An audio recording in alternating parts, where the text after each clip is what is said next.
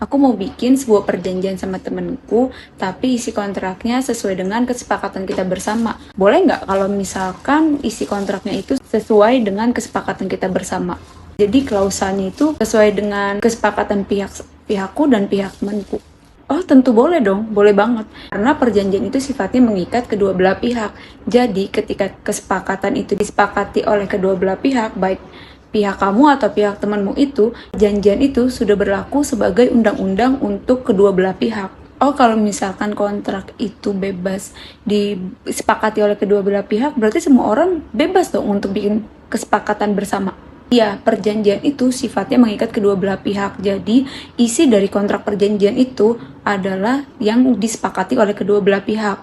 Tapi, jangan salah, kita harus melihat beberapa aturan perjanjian yang sah menurut undang-undang. Jadi, ada 4 unsur untuk membuat kesepakatan bersama. Di mana yang pertama adalah cakap.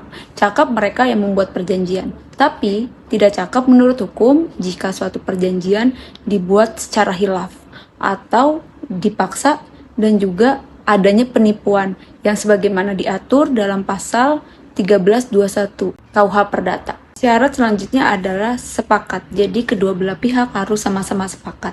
Tidak boleh hanya cuma satu ataupun tidak ada yang sepakat dalam surat perjanjian tersebut. Lalu kita harus merujuk dalam pasal 1333 KUH Perdata. Suatu perjanjian harus ada pokok suatu barang yang ditentukan jenisnya.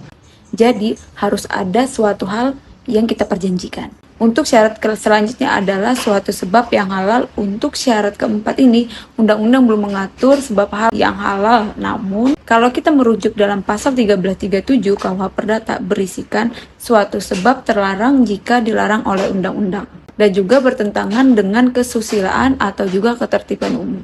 Tapi perlu diperhatikan lagi teman-teman, syarat pertama dan syarat kedua merupakan syarat subjektif karena berkaitan dengan orang yang membuat suatu perjanjian. Sedangkan syarat ketiga dan keempat merupakan syarat objektif yang berkaitan dengan objek dari perjanjian tersebut.